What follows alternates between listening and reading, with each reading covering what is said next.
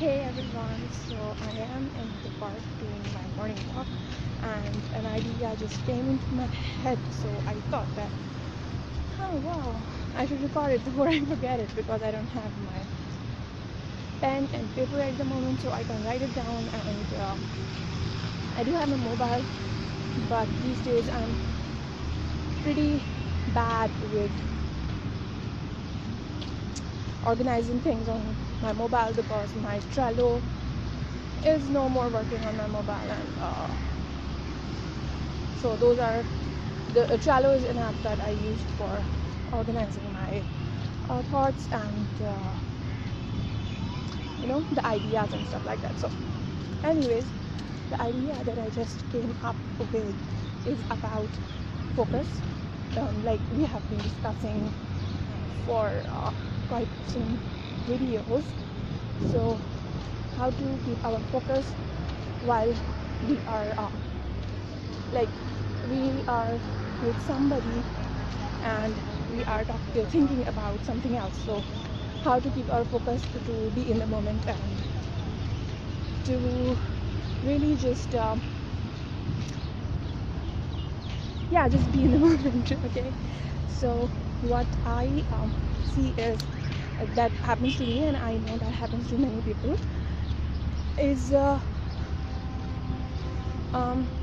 we are stuck with something. So it might be in my health, I am stuck on a weight maybe, or it might be in a relationship that I had a fight with my sister that I usually have because my siblings are the ones I fight with. So or maybe that there's something related to work that is bothering me, stuff like that. Okay, so this video is all about that. Right, so what do we do when we are stuck with something and we are with somebody else, and we should actually not be thinking about that one thing? So technique that successful people use for this is called think on paper. So first, when I first heard about this, I was like, what the hell is this? Stupid, think on paper, like we think in head. So what does think on paper means and stuff like that? So what does it actually mean? So I'm stuck with a problem, right? I need a solution, but in my head, because that problem seems so big and so overwhelming and frustrating and stressing and stuff like that, so in my head it's all over the place, and I'm constantly thinking about it, and I'm worried and stuff like that. So what we can actually do is write on paper the solution for it. I'll give you an example that I just did this morning. So I'm in Karachi at the moment, and I live in Saudi Arabia. So when I go back, I am not consistent with walks or any kind of workout, and I've been facing that for for ages. And I try to be consistent. I'm consistent for some time, and then I leave everything for many reasons. So for everybody, the motivation is different. So for me, I have the motivation. I love this park where I'm walking at the moment, and I love the air like our area has, and I love early morning walks, which I can't have in Saudi Arabia because the park there is quite far from our house, and culture there is not that I can go there alone. So anyways, there are many reasons. So I wrote down how can I be consistent with my workout in Saudi Arabia. So we do have a treadmill at home, but you know what it's like something that's in our reach is we just underestimate it a lot. So yeah, for most part I've been underestimating that treadmill. It's not that I never use it, I do, but I'm not consistent with that. So I said to myself, what can I do that will motivate me to work at home. So since I'm not there, it's easy to analyze stuff like when you are not in that situation. So not exactly situation, but just to change your environment, it does help. So since I'm not in Saudi Arabia at the moment, so I had a clear mind as to what are the things that stop me from doing those workouts. So first thing is that if I keep pushing the workouts in the evening or at night, they never happen, because there is always something that I have to do, and somebody comes and stuff like that. So that actually has to go outside the window. So the morning workout or walks is the thing that I have to focus on. I know that for myself. Okay, so one thing has been analyzed. Morning workout it is, but how, right?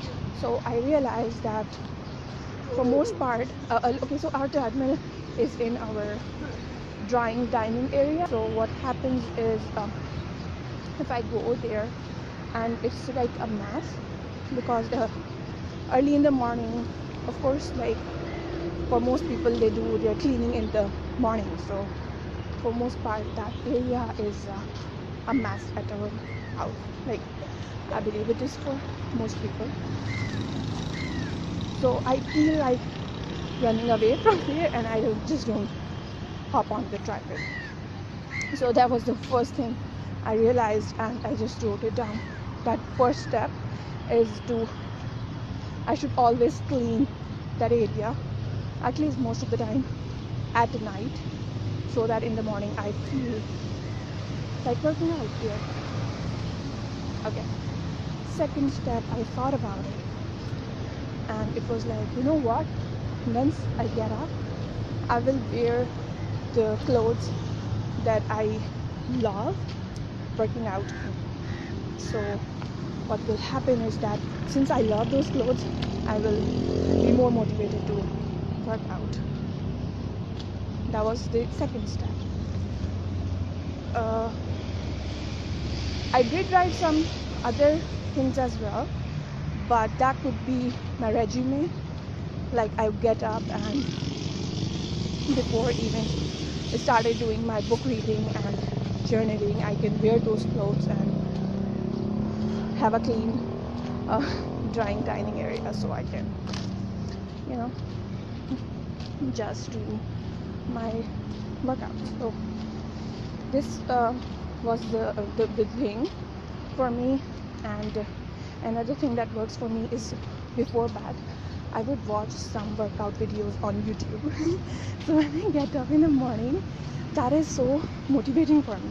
So anyways, the point is that when we think on paper, we come up with the solutions. So, and it's not about workout, actually it's about every area of my life. I've been doing this for like a year or so, and my life has been so much better.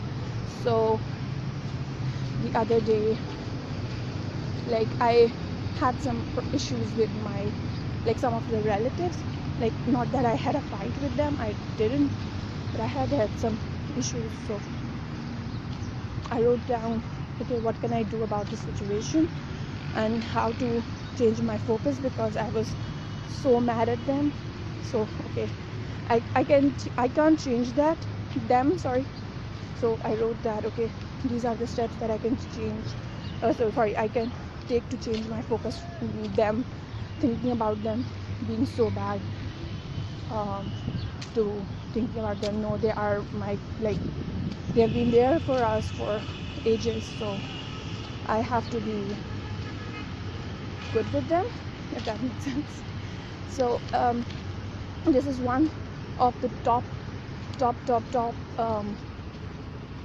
ideas that successful people do, the habits that successful people do, that makes them actually successful, by being clear about their thoughts. The solutions that they come up with is not through some magical pill or something. It's actually just the strategic thinking and strategic questioning. So one thing I'd like to mention here is what Tony Robbins says, that you ask a lousy question and you will be answered a lousy answer. So what happens there, people ask themselves, why does these things always happen to me? And they get a lousy answer because you suck at it or something along those lines, and then they are like, oh my god, my life sucks, I suck, and everything sucks, and blah blah blah blah blah. So ask a good question, not about the problem but about the solution. What can I do about it? How to solve this? Where should I focus? What are the steps that I can take? Stuff like that. And that will clear your mind so much, so that you have the focus that you want from your life, from your day. So yeah, that is my take for today. And let me know what you think about it in the comments, and give me a thumbs up, and definitely share this with somebody who you think will benefit from it. And yeah, definitely subscribe, and I will see you in the next video. Bye.